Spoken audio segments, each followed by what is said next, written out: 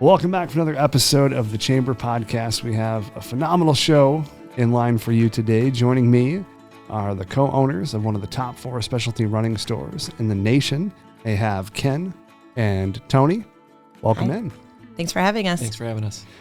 I'm excited. I told you guys in the pre-show, before I was even a business owner in downtown Brighton, I was familiar with your guys' store, and my daughter and I walked by it a fair bit, and she had always asked me, it's just a specialty running shoe store. And she's like, what does that entail? And I didn't really know a good answer other than they sell shoes. And as we were talking in the pre-show, it seems like there's a lot of customization and a lot of specialty care that you guys do around running, walking, wellness. So I really just want to know your guys' background, your origin, how this store came to be. So Ken, I'll start with you. I know you're the founder, started in 2011. So just give me a background of what made you bring the Running Lab into existence. Yeah, before Running Lab, I worked as sales floor of Dick's Sporting Goods, and I really found myself enjoying solving problems that customers would come in and have with footwear, or they're trying to achieve something with their footwear. And that's when kind of technology in shoes was really starting to get off the ground. Lots of different companies were playing with technology, and I was really geeked out about it. I guess you could, they call us shoe geeks, and we love it when new things come out and we want to know everything about it. So that was really kind of the first starting point. But then I moved into working at a New Balance store where they only sold New Balance, but they really focused on like the fitting of the shoes. So measuring the feet, asking a lot of questions, watching people walk, just kind of gait assessment or walking assessment, and matching that to the pair of shoes. And I really kind of started to get into that and really enjoy finding what I needed to find for a customer. And when I did find a solution that worked, them being so appreciative. So that really fueled, I want to do this. I want to open a store. I want to be in control of the products that I carry, that I believe in. And so went to work for New Balance after that as a sales rep. And then I decided at one point it was time to open, my own specialty store.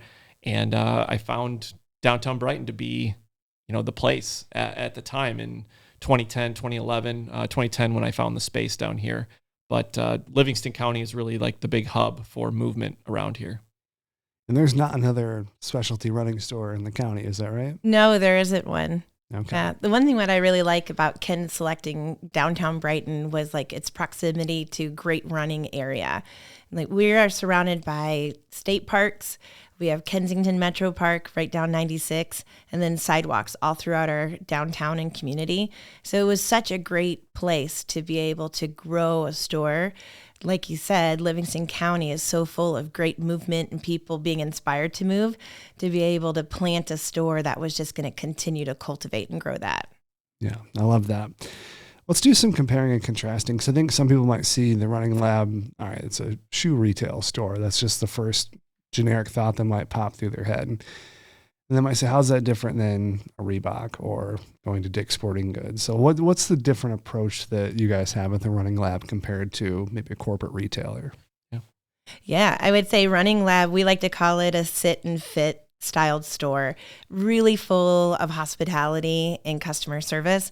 And our staff is so wonderfully trained. Like they're experts in being able to study the movement of somebody's body.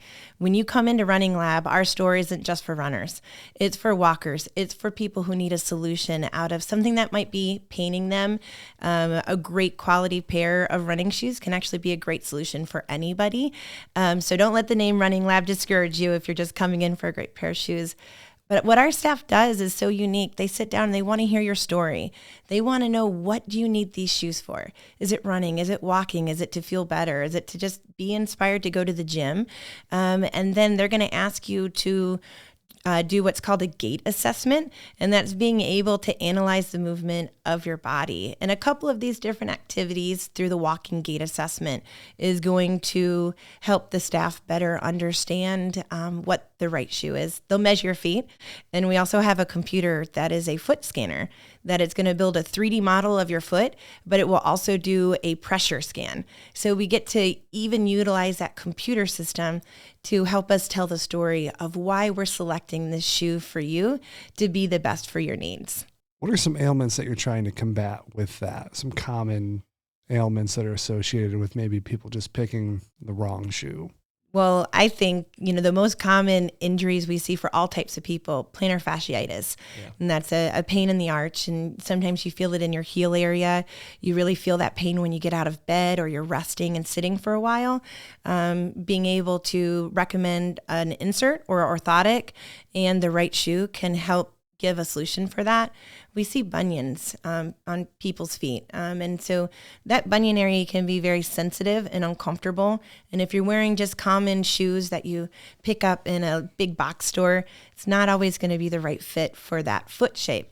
And we sell specific brands that are designed just like your feet, that can feel absolutely incredible and take that pain away for that person that's so used to always feeling that nagging pain in the bunion area.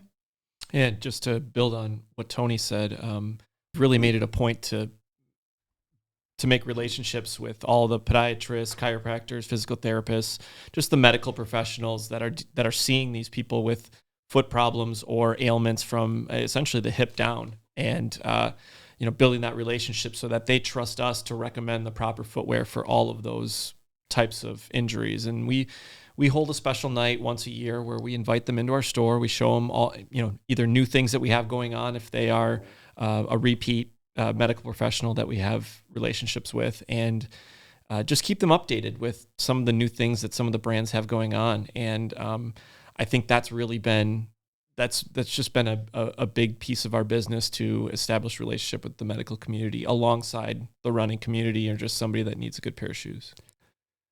Something that I always find interesting is I'm a big fan of sneaker culture, kind of on the basketball side of shoes and whatnot. And what I imagine is that the most popular shoes probably aren't always the best shoes for you to be walking around in. So are there particular brands that you guys recommend because of their attention to detail, or is it just based on a SKU by SKU basis? There's certainly, there's always going to be one brand that's going to, there's always got to be one that's got to be number one, and then they're and how they rank. So, yeah. But we're always trying to find kind of those smaller brands that may not be well known, but they're doing a lot of things right that we're looking for from a specialty standpoint. Are they paying attention to how the shoe is manufactured, and the fit in the toe box and the widths that they offer? Are they really trying to, bust into the medical community with offering all those types of things?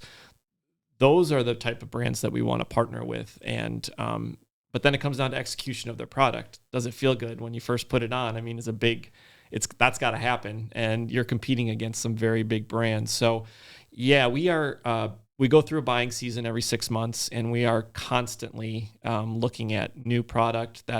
We've already have product that we've booked all the way through Christmas of next year. So that's how far ahead in the shoe world you work on a timeline. And so we highly scrutinize all of the shoes that they come in to show us, and how does it fit in with our customers? Does it fill a gap that we need? Is it doing it better than something we already have? Those are all the things that we go through every 6 months when, the brands show us the latest and greatest that they have to offer. And sometimes we pass, and sometimes we pick up something new and we try it. But we want to keep that specialty aspect. We don't want to carry, all the same stuff that Dick's Sporting is down the road is carrying. And certainly there's overlap, but we carry it in widths, we carry it in extended sizes. And again, we are putting that high level of scrutiny on the product because we know that we have to sell it and we have to match it with somebody's ailments on the sales floor. Yeah. One thing I noticed as I was going through your guys' digital profile is you have hundreds upon hundreds of positive reviews and a very high rating. If I remember correctly, it's in the 700s and it's like 4.9. Is that right on Google? I think it's 5.0. We might be 5.0. Yeah.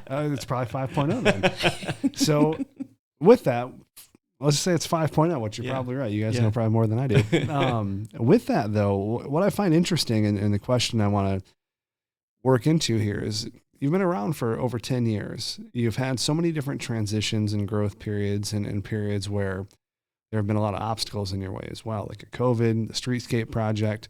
How have you maintained such a phenomenal customer service record over that 10-year period? Yeah, you have to start with putting your people first. Your customers, community, your staff. These three categories are so important to us. So whenever a challenge does come up, whether it might be the pandemic or road construction, we think about how is this going to impact our staff? How can we take care of them? During the pandemic, we didn't lay off a single person. We kept everyone employed and we continued to pay them because we didn't know what was going to happen, but we knew we had people we needed to take care of. And that was incredibly important to us in our store. During the road construction, Ken completely took charge and he was like, I don't want to see business fail in downtown Brighton. I don't want anything bad to happen to my business, but I want to be there for everyone else too. So Ken came together with other merchants in downtown Brighton to help lead the Believe in Brighton project, help create that website and give everybody the recognition that they need. So then when people are trying to support downtown Brighton during the construction, they had a great story and then they had the commitment from the businesses and a road directory of how you could best get to them easier. And so it's always looking at a challenge and trying to go, how can we create the best solution to benefit our people? I know there's a lot of business owners that listen to this show, and I would say that as you're getting started in business, it's relatively easy to have good customer service your first year or 2 years. You're excited. It's new. After 8, 9, 10, 11 years, a lot of times entrepreneurial repetition starts to sink in. And with that comes a slide of standards. It's pretty common. Not with you guys, though. 13 years in your 13th year, and everything is on an upward trajectory. So from your perspective as the founder, what do you attribute that to? I think early on it's instilling that, consistency. I was always big whenever I train a new staff member. I was big on consistency. Every customer gets these steps, and it's developing those processes, as boring as it is sometimes to do that. It driving it home that, you're building the business one customer at a time. And I knew that if we were just consistent with each customer, it would take off from there. And that's what it's done. But I think, it went up in a whole nother level when, Toni came about and she came on board. And stop it, Ken. She's much better at creating. She's culture queen. So I'm behind the scenes. That's my passion. My passion's buying. My passion is looking at numbers, coming up with some game plans for marketing or a crazy idea, and trying to execute it. I think Toni filled that gap where I just couldn't bring it to the next level of just establishing that culture of a team that just really stays together. And I think, the secret is hiring for personality and finding those people that you really want to be around every day. You can train anybody on shoes. Like, we've turned down people that have worked at other shoe stores. Like, that's not really what we're looking at. It's great they have experience and that day one you could start fitting a customer, which, helps in the short term, but the long term is do you really fit in with what we're looking for? It's all about the customer. It's not about your own personal goals or running. And that's what we've looked for. And then, we train all the other stuff beyond that. And I think that's a formula that's really worked for us. And, but Toni, she keeps a positive spin in the store. Positivity is very hard to keep up going every day, all day. And somehow she does it. And it's something that I would never be able to do. And it really rubs off on all the staff. And so, that's where you can look to some of those things, hiring for personality, but positivity, there's tons of business books, I'm sure, on it, but it's one thing to say it, but it's very hard to do it day in and day out. And I think that's what really is a big key to our store. On the marketing side, I've seen a lot of running lab, running groups, Mm-hmm. AM, PM, all over the place, all over my social feeds. And that's awesome. There's such a deep community that you guys have built around that. Yeah. And it's very much around the people, not necessarily the product. Correct. What's always featured is the people having a good time, accomplishing goals, checking things off the list. What I don't see featured is the product. That's almost a byproduct of what they're doing in the community, which I think is what you guys want, right? Mm-hmm. Yep. Yeah. Yeah, it's interesting. I said that, and we do performance reviews with our staff every year. And I was talking to our marketing manager, and I was saying, it seems like we are definitely a community-based business, and we happen to sell things here. Yeah, exactly right. But our group, Team Running Lab, is amazing. They meet every Tuesday night at our store at 6:00 for a free group run or walk. And it's just social time. Everyone meets up. They break off into their pace groups. There's a lot of new people that join us all the time too. And it's amazing to gather this group together. And what we've seen Team Running Lab grow to is, like, when we first started, it was about 20 people for this running group. And now on an evening, in downtown Brighton on a Tuesday night, you could see 50 flashing, glowing runners running through the streets. And it's like our own little light parade that we've been on every Tuesday night. It's even grown more so that we've acknowledged that there's runners that don't have the ability to run on their own. And so we have an organization that runs with us called Ansley's Angels, that they will help these runners. So let's say they don't have the ability to walk, or they don't have cognitive abilities, anything it might be. Ansley's Angels will provide a running chariot and a runner to push them through a race or a training run. And now all these Ansley's Angels runners are a part of our group. So our group is now growing, not just runners or walkers. And now we have the Ansley's Angels whole group a part of what we do. And so we're just so proud and honored that we keep having new athletes joining what we're doing every Tuesday. And we also provide free marathon training groups. And we just started a 16-week training block for a half marathon and marathon training plan. And so now we're meeting Saturday mornings at 7 a.m. So in the wintertime, it's all the dark hours.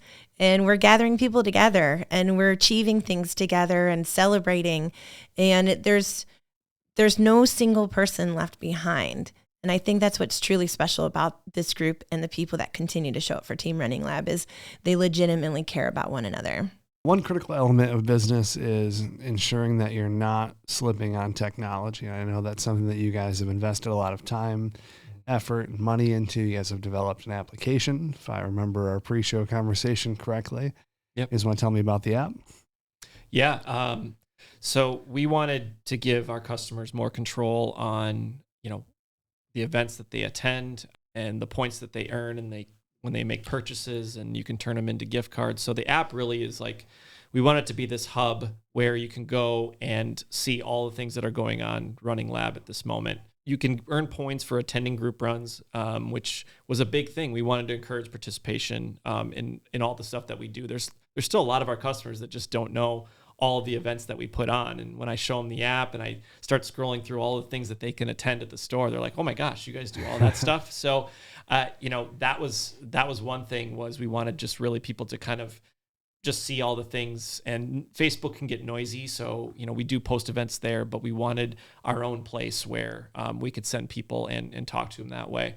Again, they're in control of their points that they earn at the store, and they can turn them into gift cards right then and there, and then also see all the news that is happening at the store. We have product reviews that we do and we write up, and those are on the homepage of the app, and so it's just kind of like a one-stop shop in terms of what's going on in our store. I think the neatest thing about the app is not only do you get to check in and see what your purchase points are for the store, but anytime you attend one of our Running Lab events, you can check in through the app, and you get points for attending our free events that we put on. And we put on things from yoga to our group run walks. We even teach people how to run a class called Good Form Running, that it helps you reduce the risk of injury and gain more running efficiency as well. It's a really awesome class. But we're giving you points to go towards those purchase points. So every event you attend, you get better chances of getting more free money to spend at Running Lab, which is really cool. I love that. I think what you guys have built is very much. I love how you worded that, Toni, where you said it's a community that just happens to sell shoes, and that's what this whole thing is built around. And I think that's a big element the businesses miss is the community factor, service factor. It's not just about the product; it's about the ecosystem that you're building around the product. And I think you guys have captured that quite well. So we're sitting here. It's January 2024. We'll do a lightning round. What's one thing that you're looking forward to within the business for this year? You look at me first. Okay. I can go first. I got mine already. Okay, you go first. Yeah, we're creating a new event this year, and we haven't really told anyone about it, but Is this an exclusive? It is. Yeah, no one's heard about this. Brighton Chamber exclusive. Well, we've been working with the city a little bit. I finally called the chamber today to talk to them about it a little bit, but we want to put on a 1 mile road race in downtown Brighton this year in June, and it's a 1 mile kind of just fast. You know, some people are going to run it really fast, and some people are going to maybe run their first mile even with this race. So it's going to start and finish in downtown. In theory, we were working with the city on it, but it seems like all the logistics are checking out at this moment. But you know, we want to kind of create that just really all-inclusive fun event. I mean, we're going to have a kind of an elite mile. We're talking about a high school, maybe even wave, an open elite wave where people that really want to go after it and run their fast mile can run in this wave. A recreational wave where people are not concerned about how fast, they just want to participate and attend. Yeah. And then also possibly a dog mile where people can run with their dogs and do that. Also, so I like that. I like the recreational mile. Everyone's got their coolers in tow. Yeah, taking it real easy.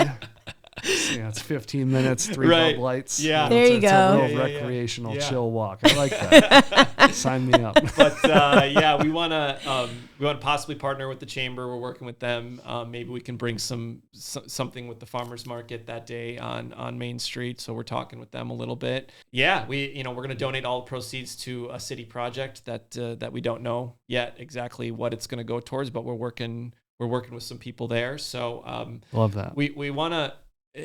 This event idea has been in my mind for a while, and we think it's the right time with Streetscape finishing up, and logistically we think we have enough manpower to pull it off now.